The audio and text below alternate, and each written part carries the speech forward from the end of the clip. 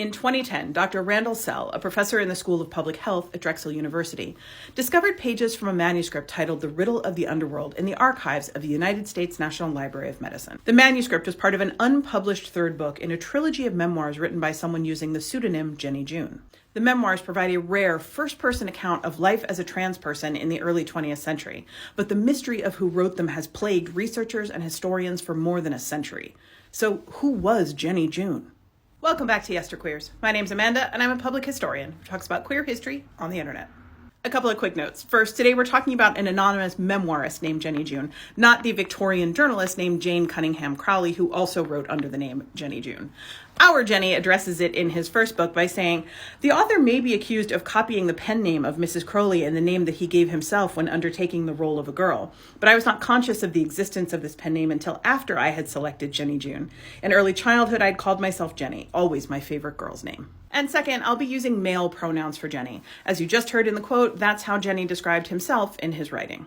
The early 20th century understanding of sex, gender, and identity in the U.S. was very different from what it is now.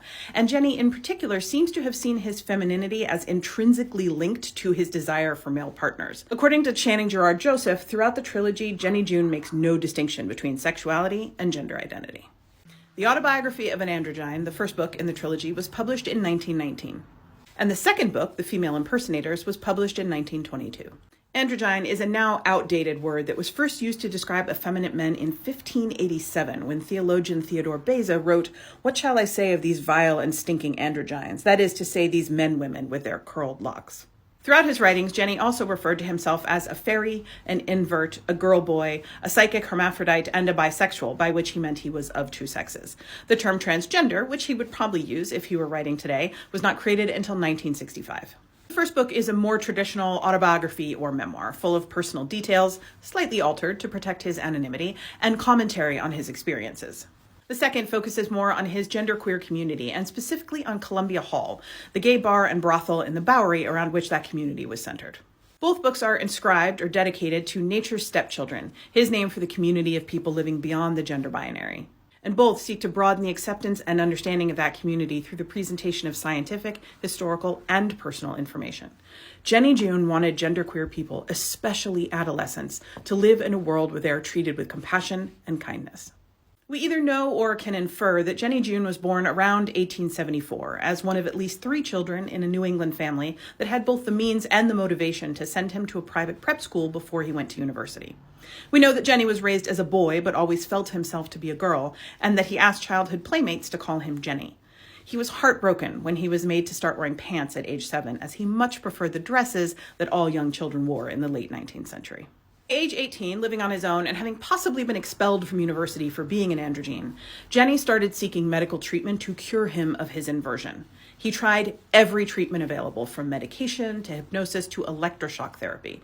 And while none of them had any impact on his gender identity, they did worsen his depression and cause what we would now probably call an anxiety disorder. It wasn't until he started working with an alienist named Dr. Robert S. Newton that Jennie began to understand that his gender and sexuality were not maladies to be cured. In the unfinished manuscript, Jennie writes, "His frankness put an end to my chronic melancholia. I thenceforth merely suffered from it at rare intervals. I ceased the worse than useless longing and praying for a different nature. Dr. Newton taught me that the androgyne's proclivities are not the depth of depravity that everyone, even the 2 preceding medical advisors, had previously given me to understand." When he was 28, around 1902, Jennie had what we would now call gender-affirming surgery and had his stones removed. He hoped not only that this would reduce some masculine physical traits that he didn't care for, like his facial hair, but also that it would reduce his extremely high sex drive and stop him from having, let's call them, dreams with happy endings. At the time, it was erroneously believed that having such dreams regularly would damage a person's intelligence. Jennie tried having spicy adult time with a cis woman only once when he was 33, and it was unsuccessful. But he had many dalliances and longer-term relationships with men, including with 2 younger men who lived with him for a while under the guise of being his adopted sons. We know Jennie lived in or very close to New York City at least through 1922. He was unmarried and had no children, and he was a part of the vibrant queer community in the Bowery, which was Gilded Age New York's West Hollywood. Jennie and his fellow androgynes socialized most often at Columbia Hall, a gay bar and brothel owned by the dashing but vicious Biff Ellison, which was known colloquially as Paris's Hall. Paresis, aka syphilitic insanity, is the neuropsychiatric disorder caused by advanced syphilis. But in this case, the nickname's doing double duty because in the late 19th and early 20th centuries, there was a superstition that sleeping with a trans woman would cause a cis man to go insane. Unsurprisingly, Jennie and his friends preferred to refer to it as simply the Hall. It was here that Jennie may have been involved in one of the first transgender advocacy groups in United States history, the Cercle Hermaphroditos. He describes the organization as having been formed to unite for defense against the world's bitter persecution. But unfortunately, Jennie's autobiography is the only mention that we have of this organization. We've yet to find any other documents that would confirm its existence, but even if there was no formal group, Jennie and his peers absolutely formed a community and banded together in the face of harassment and persecution. Jennie traveled frequently and worked as a journalist and maybe also as an editor, and lived his life under his legal name as a man.